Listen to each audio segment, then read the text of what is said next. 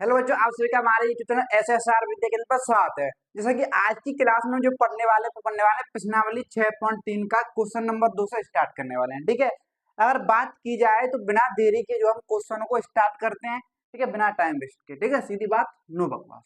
ठीक है, question number 2 की अगर बात की जाए तो बोल क्या रहा है, तो मैंने इससे पहले क्लास में आपको जो बेसिक बता दिया है ना, कि समरूपता कसौटियों के बारे में बता दिया कि समरूपता कसौटी कितनी होती हैं। टोटल 3 होती हैं। कौन सी? एंगल एंगल एंगल यानी कि ट्रिपल ए, यहाँ पे डबल डबल ए बोल दो उसको।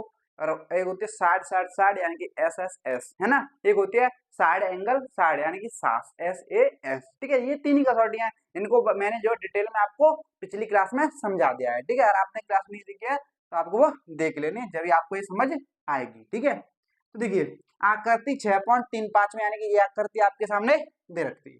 मैं त्रिभुज ओडीसी, त्रिभुज ओडीसी कौन सा है भैया? ओडीसी, ये वाला जो त्रिभुज दिख रहा है आपको, ये वाला, ये त्रिभुज ओडीसी। और त्रिभुज ओबीए यानी कि ये वाला क्या है? समरूप है। ये क्या दे रखा है? समरूप है।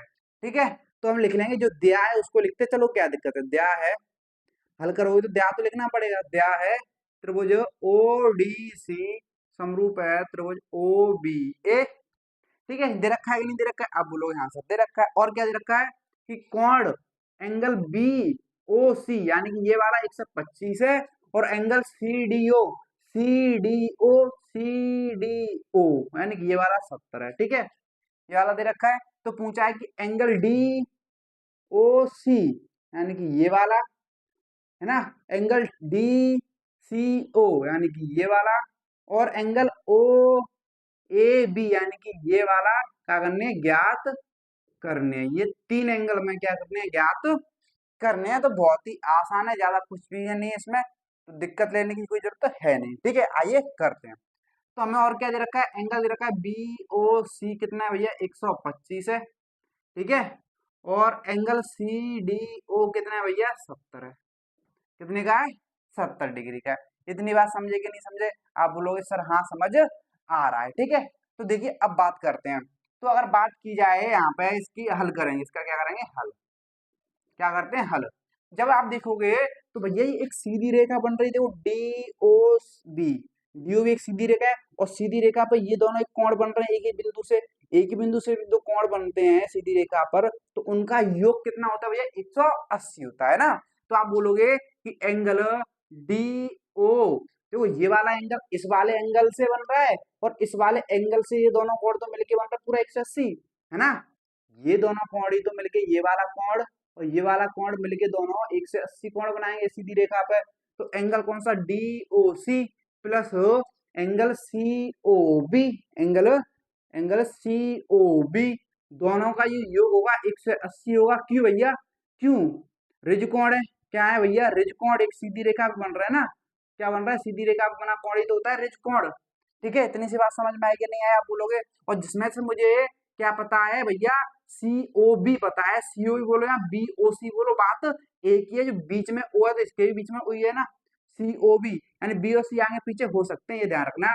तो यहाँ पे डी ओ सी का जब आप मान निकालोगे तो सीओबी यानी कि 125 रखोगे इसका मान। ठीक है, बराबर कितना? 180। तो एंगल यहाँ से डी ओ सी जो आएगा बराबर में 180 माइनस के 125 हो जाएगा। तो जाएगा एंगल डी ओ सी बराबर, इसमें से घटा दो तो 10 में से 5 गया 5, और 7 में 2 गया कितना? 5, यानी कि 55 आ गया। तो angle D O C, D O सी तो हमने ज्ञात कर लिया, यानी कि ये कितना आ रहा है भैया? डी ओ सी ये वाला हमने ज्ञात कर लिया। ये वाला आ रहा है 55। कितना आ गया? 55 आ गया कि नहीं आ गया? आप बोलोगे सर हाँ 55 आ गया, आ गया। ठीक है, अब एक चीज समझे यहाँ पर ध्यान से। जब आप देखोगे त्रिभुज डी ओ सी जो है पूरा एक त्रिभुज है, और त्रिभुज के तीनों कोणों का योग, त्रिभुज के तीनों कोणों का योग कितना होता है? 180 होता है। ठीक है, तो अगर बात की जाए त्रिभुज कौन सा? डी ओ सी में, त्रिभुज डी ओ सी में अगर बात की जाए तो जो जो तीनों कोण दे रखे हैं, इन तीनों कोणों का योग कितना होगा भैया? 180 होगा। ठीक है, तो यानी कि एंगल इसका, ये वाला एंगल कौन सा? डी ओ सी डी ओ, त्रिभुज डीओसी की बात कर रहे हैं तो angle C D O, angle C D O plus angle D O C, angle D O C, D O C plus angle O C D, angle O C D, ठीक है। यहाँ पे डी सी ओ लिख लो, और अच्छी बात है कैसे भी लिख सकते हो आप, यहाँ डी सी ओ लिखो, यहाँ डी सी ओ बोलो, चाहे ओ सी डी बोलो, डी सी ओ बोल भी सकते हो। तो इन तीनों का योग कितना होगा भैया, 180 तो होगा, कितना होगा, 180 होगा, ठीक है। तो अब यहाँ पे लगा दो, यहाँ पे मान रख दो सी डी ओ, सी डी ओ यार, ये रहा कहाँ है सी डी ओ, ये रहा सी डी ओ 70 डिग्री का दे रखा है कि नहीं दे रखा है, आप बोलो यहाँ दे रखा है, तो इसका मान रख दो इसमें, 70 आ गया कि नहीं आ गया, आ गया। एंगल डीओसी, एंगल डीओसी भी तो हमारा निकल चुका है, कितना है, 55 का, रख दो इसमें 55। बस ये तीसरा बस ज्ञात करना है, यानी कि डीसीओ बराबर 180। अब जब इनको जोड़ोगे तो ये हो गया 5 7 5 12 125, एंगल डीसीओ बराबर 180। तो एंगल डीसीओ बराबर 180 में से 125 जाएगा, और यहाँ पे जो एंगल डीसीओ बचेगा, कितना बचेगा बताओ, ये भी कितना आ गया, 55 का ही आ गया, ठीक है। तो एंगल जो हमारा डीसीओ आ रहा है वो कितने का आ रहा है, 55 का आ रहा है। तो ये दोनों जो एंगल है डीओसी और डीसीओ 55 55 के आ रहे हैं।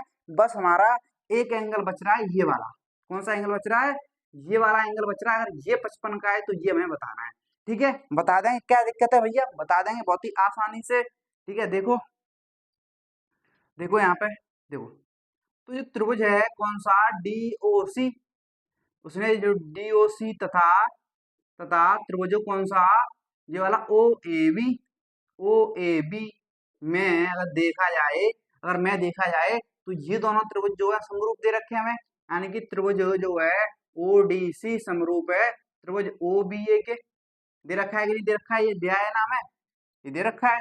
तो यहाँ पे आप समरूपता से ये नहीं बोल सकते, आप ये समरूपता से ये भी तो बोल सकते हो कि जो एंगल सी है किसके बराबर, देखो एंगल समझ ध्यान से, तो मुझे ए बताना है ओ बी ए वाले में, तो एंगल ए जो है सी के बराबर है, यहाँ पे जो सी जो एंगल है ए के बराबर है, एंगल सी बराबर है एंगल ए के, ठीक है, आप बोल सकते हो ना। और एंगल सी किसका, डीओसी का, डीओसी त्रिभुज डीओसी का एंगल सी कितना है, ये वाला 55 आया है, ये वाला ये रहा कितना आया है 55, ये 55 ही तो आया था, ये कितना आया था भैया, 55 आया था। तो ये कितना है भैया, 55 का है, तो ये एंगल ए के भी कितना होगा, 55 का ही तो होगा, क्योंकि एंगल सी बराबर एंगल ए के, तो ये कितने का हो गया, 55 का हो गया। तो एंगल ए भी हमने ज्ञात कर लिया, और एंगल ए ही तो ए ओ बी है, एंगल ए ही तो जो है ओ ए बी है, ठीक है, यही तो आ गया 55 का। इस तरीके से क्वेश्चन को हल करना है, ठीक है। तो सभी क्वेश्चन है, सभी को 55 की यार है, बड़ी गजब बात है, ठीक है। तो इस तरीके से क्वेश्चन को क्या करना है, हमें हल करना है, बस थोड़ी सी आपको प्रैक्टिस की जरूरत है, एक बार खुद से आप प्रैक्टिस करना, ठीक है। अगर कोई दिक्कत हो तो एक बार और देखना, क्लियर हो जाएगा। बस बेसिक क्या लगी उसमें, बेसिक नॉलेज लगी है क्लास 8 और 7 की, ठीक है, वही लगा है सारा चीजें, और बस समरूपता लगी है और कुछ नहीं है, ठीक है। तो चलिए, ये आपको क्लियर है, तो अब हम चलते हैं क्वेश्चन नंबर 3 की तरफ, ठीक है। हेलो बच्चों, अब आपके सामने जो है क्वेश्चन नंबर 3 दे रखा है, ठीक है। अगर क्वेश्चन नंबर 3 की बात करें तो बोल क्या रहा है, तो देखिए बोल रहा है कि समलंब एबीसीडी, यानी एक समलंब की बात कर रहा है, तो चित्र तो नहीं रखा है, तो हमें तो बनाना पड़ेगा, तो जब बनाना पड़ेगा कि समलंब एबीसीडी की बात कर रहा है, तो बना लो समलंब एबीसीडी। देखो, तो समलंब बनाएंगे तो भैया समलंब कुछ इस तरीके का ही तो दिखाई देगा आपको, ये क्या एक समलंब है, तो ए बी सी डी ये समलंब है, ठीक है। अब आगे बोल रहा है कि जिसमें ए बी समांतर है डीसी के, ए बी जो है यानी कि ये वाली भुजा इस डीसी भुजा के क्या है, समांतर है ये, ठीक है। और के विकर्ण एसी, यानी कि ये जो विकर्ण है एसी, और बीडी यानी कि ये जो विकर्ण है बीडी, ठीक है, परस्पर ऊपर क्या करते हैं, प्रच्छेद करते हैं, यानी कि यहाँ पे जो है ऊपर क्या कर रहे हैं, एक दूसरे को कट कर रहे हैं, ठीक है। तो दो त्रिभुजों की समरूपता कसौटी का प्रयोग करते हुए, तो दो त्रिभुजों की समरूपता कसौटी का प्रयोग करते हुए दर्शाइए कि, ये दर्शाना है कि ओ ए बट्टे ओ सी बराबर ओ बी बट्टे ओ डी है, ये बताना है। यानी कि ओ ए भुजा ये वाली और ओ सी भुजा ये वाली का अनुपात बराबर बताना है, ओ बी यानी कि ये वाली, ओ डी भुजा यानी कि ये वाली भुजा के अनुपात के बराबर बताना है।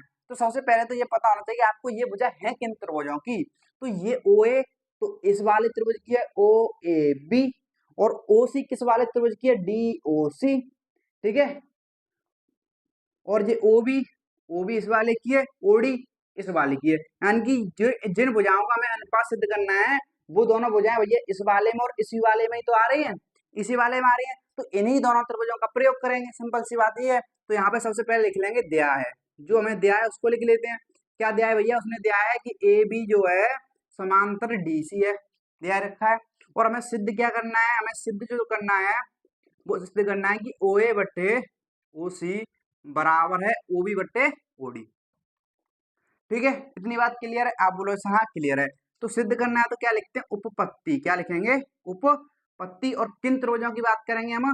त्रिभुज ए बी ओ, ठीक है, तथा त्रिभुज डी ओ सी में देखते हैं आप।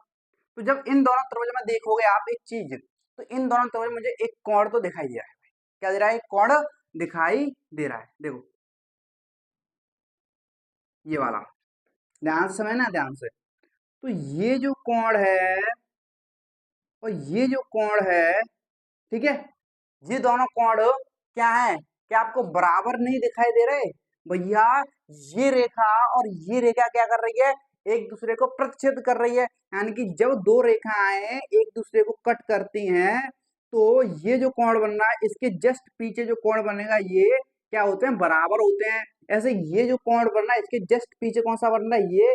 ये कोण भी क्या होते हैं? बराबर होते हैं। और इन कोणों को हम क्या बोलते हैं? शीर्षाभिमुख कोण बोलते हैं। ठीक है, तो त्रिभुज ए बी ओ तथा त्रिभुज डी ओ सी में जो कोण है ए ओ बी, कोण ए ओ बी बराबर होगा कोण इस वाले त्रिभुज में डी ओ सी के। किसके? त्रिभुज D O, angle D O C बराबर होगा। क्यों भैया? शीर्षाभिमुख कोण है, लिख दो यहाँ पे शीर्षाभिमुख कोण। समझे कि नहीं समझे? शीर्षाभिमुख कोण है भैया, छठवीं सातवीं की चीज है ये। ठीक है, समझे कि नहीं समझे? बताओ, इतनी बात समझ में आई? आप बोलोगे सर हाँ इतनी बात तो मैं समझ में आ रही है। अब देखो कौन से कोण बराबर है। अगर एक कोण बराबर मिल गया है तो अगर मैं दो कोण और बराबर मिल जाए या फिर एक कोण बराबर मिल जाए तो बात बन जाएगी। अगर एक और कोण मिल जाएगा तो डबल ए लगा देंगे, क्योंकि दो कोण बराबर होते ही तीसरा कोण अपने आप बराबर हो जाता है। ठीक है, अब देखिए ए बी समांतर दे रखी है डीसी के, ए बी समांतर दे रखी है डीसी के, तो ये वाला कोण इस वाले कोण के बराबर होगा कि नहीं होगा भैया? ए बी समांतर है डीसी के और ये जो इस तरीके से बन रही है जेड, देखो जब जेड बनती है तो जेड में ये वाले और ये वाले कोण क्या होते हैं? बराबर होते हैं। होते हैं कि नहीं होते हैं? होते हैं ना?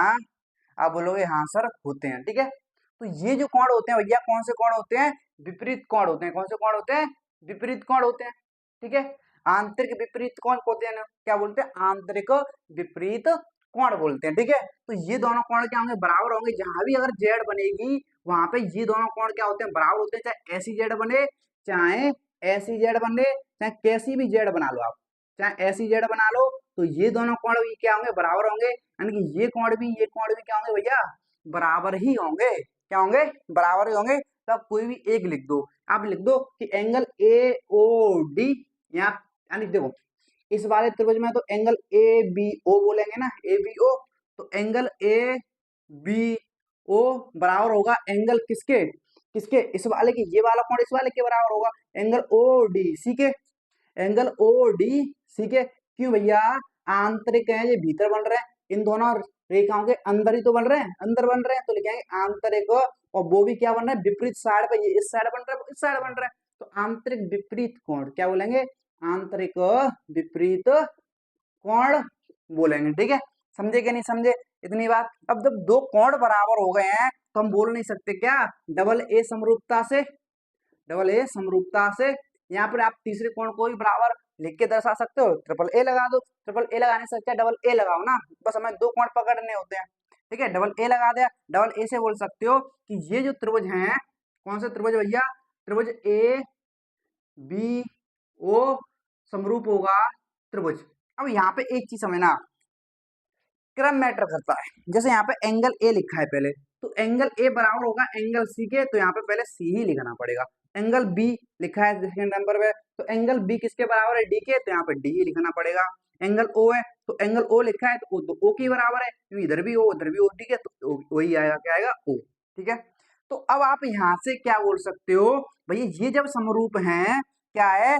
त्रिभुज एबीसी समरूप है त्रिभुज डीसीओ के, तो आप समरूपता से बोल सकते हो भैया, इधर को मैं कर रहा हूं, ठीक है, समरूपता से आप क्या बोल सकते हो हमें जिन भुजाओं का अनुपात चाहिए ले लो, जैसे ओई गिर रही, देखो ओई या बोलो एओ, ये वाली भुजा का अनुपात ओई बट्टे इधर की इन्हीं भुजा वाला यानी कि ओसी का अनुपात बराबर होगा कि नहीं होगा, ऐसे ओबी बट्टे ओडी, तो ओबी ये वाली ओबी ओबी बट्टे किसके, ओडी के, ओडी, ठीक है। इस तरीके से हम निकाल सकते हैं। तो जब हमें ये दे रखा होता है समरूप, समरूपता जो है भुजाओं का अनुपात बराबर निकाल सकते हैं कि नहीं निकाल सकते हैं, आप बोलोगे हाँ निकाल सकते हैं, पिछली क्लास में मैंने आपको समझाया था, समझे कि नहीं समझे। तो इस तरीके से हम ले समरूपता से ये हम ले आए, देखो यही तो लाना है, वही ले आए कि नहीं ले आए, तो ये हो गया हमारा प्रूफ, क्या हो गया प्रूफ। तो इस तरीके से इस क्वेश्चन को हमें क्या करना पड़ेगा, सिद्ध करना पड़ेगा। बस थोड़ी बेसिक नॉलेज होनी चाहिए आपको, क्लास 9th में भी आपको पढ़ते हो ये चीजें, एंगल वगैरह पढ़ते हो नहीं पढ़ते हो, क्लास 9th में भी पढ़ते हो, थोड़ा पता होना चाहिए, अगर नहीं पता है तो कोई दिक्कत वाली बात नहीं, फिर भी मैंने आपको बताया, ठीक है। तो आई थिंक आपको इतनी बात क्लियर है, इस क्वेश्चन में कोई डाउट नहीं होगा, बहुत ही आसान क्वेश्चन था, ठीक है।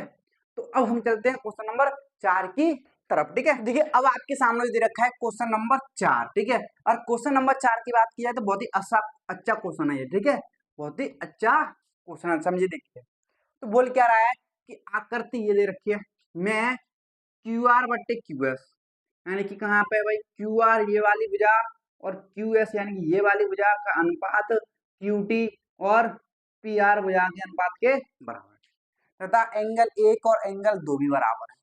तो दर्शाइए कि त्रिभुज पी क्यू एस, कौन सा पी क्यू एस, ये वाला त्रिभुज समरूप है त्रिभुज पी क्यू आर यानी कि बड़े वाले के, ठीक है। देखो आप समझिए बात, यहाँ पर ध्यान से समझना, यहाँ पे हमें भुजाओं का अनुपात दे रखा है और एक एक एंगल बराबर भी दे रखा है,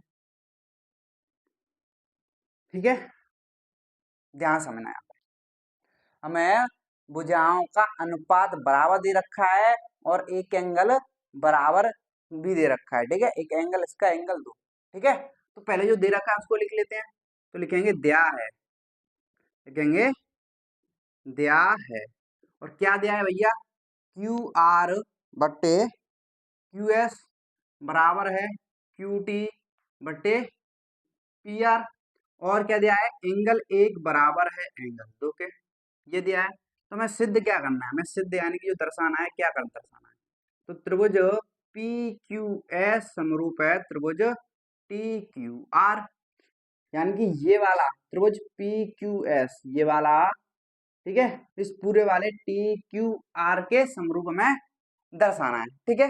अब देखो यहाँ पे, अब आओ देखते हैं, ठीक है, देखो ध्यान से। तो अब जब आप देखो इसने दे रखा है कि एंगल एक बराबर है एंगल दो के, इसके बराबर है एंगल दो के, हमें क्या दे रखा है, बराबर दे रखा है, ठीक है। तो ये जो त्रिभुज है, अगर इसमें देखा जाए एक त्रिभुज है कौन सा, ध्यान से समझना, तो इसमें एक और भी तो त्रिभुज है कौन सा, पी क्यू आर, ये वाला पी क्यू आर, तो ये वाला एक हो गया और ये वाला कितना है भैया, दो। अब ये दोनों एंगल क्या दे रखे हैं, बराबर दे रखे हैं। जब किसी त्रिभुज में दो एंगल बराबर होते हैं, ठीक है, तो उनके आमने सामने की भुजाएं भी तो ये वाली भुजा इस वाली भुजा के बराबर होगी, होगी कि नहीं होगी, यानी कि जो पी आर भुजा है वो पी क्यू भुजा के बराबर हो जाएगी कि नहीं हो जाएगी, ये वाली भुजा पी आर जो है, पी आर भुजा पी क्यू भुजा के बराबर हो जाएगी। आप बोलोगे हाँ सर मैं बराबर हो जाएगी, ठीक है, इतनी बात समझ में आ रही है, आप बोलोगे सर समझ में आ रही है, ठीक है। और देखिए क्या हो सकता है इसमें, तो हमने पता कर लिया कि जो पी क्यू है, पी क्यू है वो पी आर के बराबर है, ठीक है, समझे कि नहीं समझे, पी क्यू जो है पी आर के, पी क्यू पी आर के बराबर है। और यहाँ पे जिन त्रिभुजों को हमें समरूप सिद्ध करना है वो त्रिभुज हैं कौन कौन से, उनको बना लो एक बार। जब उनको बनाओगे तो ये पी है, ये क्यू है, ये एस है, पी क्यू एस, ये इसका एंगल एक हो गया, और दूसरा जो है हमें दे रखा है कौन सा, पूरा का पूरा ये वाला बड़ा वाला, ठीक है। तो ये जो है Q T, T Q R बोलो या क्यू टी आर बोलो, ये वाला, तो इसका जो है ये दे रखा है, ठीक है। इसका भी जो है एंगल सेम, दोनों में एक एक एंगल बराबर है भैया, क्योंकि ये जो त्रिभुज है वो भी इसमें भी क्यू है और इसमें भी क्यू है, तो एक कोण तो बराबर मिल गया हमें, एक कोण बराबर दिख रहा है। अब और क्या चीज बराबर हो सकती है? अगर मुझे ये जो कोण बराबर है, मुझे इनकी भुजाओं का अनुपात भी बराबर मिल जाए, जैसे कि इसकी ये साइड यानी कि QS और इसकी ये साइड यानी कि QR का अनुपात, ठीक है, बराबर मिल जाए इसकी कौन सी QP है ना, QP और QT, QT बजा के, ठीक है, QT बजा के बराबर मिल जाए।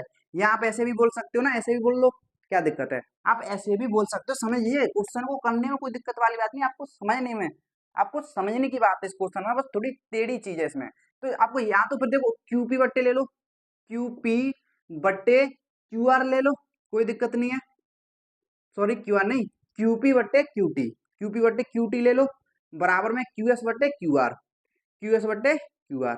तो इन दोनों भुजाओं का अगर हम ये ले आए, अगर ये अनुपात और मिल जाए हमें, अगर ये अनुपात और मिल जाए तो एक एंगल बराबर हो जाएगा, और जिस भुजाओं से ये दोनों त्रिभुजों के एंगल बन रहे हैं और उन भुजाओं का अनुपात भी अगर बराबर मिल गया, तो ऐसे एस कसौटी से हम बोल सकते हैं, क्या बोल सकते हैं कि समरूप होंगे, ठीक है। तो इसीलिए उसने वहां पे मुझे पता चला कि ये जो एंगल है एक दो बराबर है, एक दो एंगल बराबर है इस वाले त्रिभुज में पी क्यू आर में, तो पी आर बराबर हो जाएगी पी क्यू के, पी आर बराबर हो जाएगी किसके, पी क्यू के हो जाएगी, कितनी हो जाएगी, आप बोलोगे यहाँ सर बराबर हो जाएगी।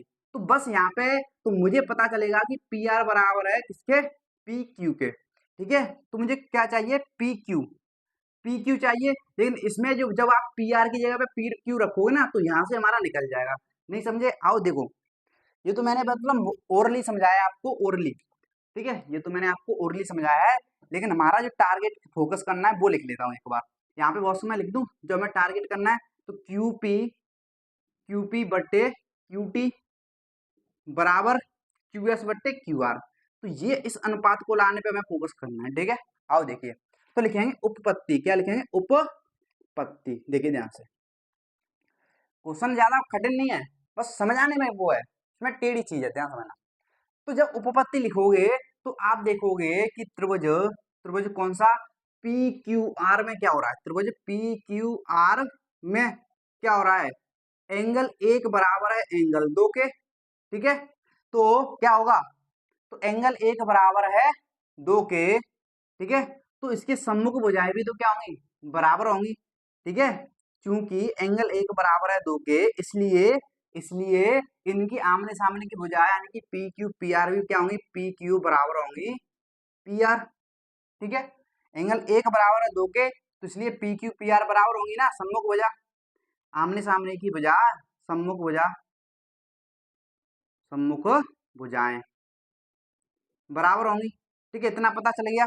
आप बोलोगे सर हमें इतना पता चल गया, ठीक है, और हमें अब क्या दे क्या रखा है, हमें जो दे रखा है ये दे रखा है क्या, कि क्यू आर बट्टे क्यू एस बराबर है क्यू टी बट्टे पी आर, और ये तो हमें दिया ही है, ये हमें दिया है कि नहीं दिया है, आप बोलोगे सर हाँ हमें दिया है, तो पी आर की जगह पे मैं यहाँ पे पी क्यू नहीं रख सकता, तो आप यहाँ पे क्यू आर बट्टे क्यू एस बराबर क्यू टी बट्टे क्यू आर की जगह पे क्या लिख सकते हो भैया, पी आर की जगह पे क्या लिख सकते हो, पी क्यू लिख सकते हो ना, आप बोलोगे सर हाँ लिख सकते हैं, आप बोलोगे हाँ लिख सकते हैं, ठीक है।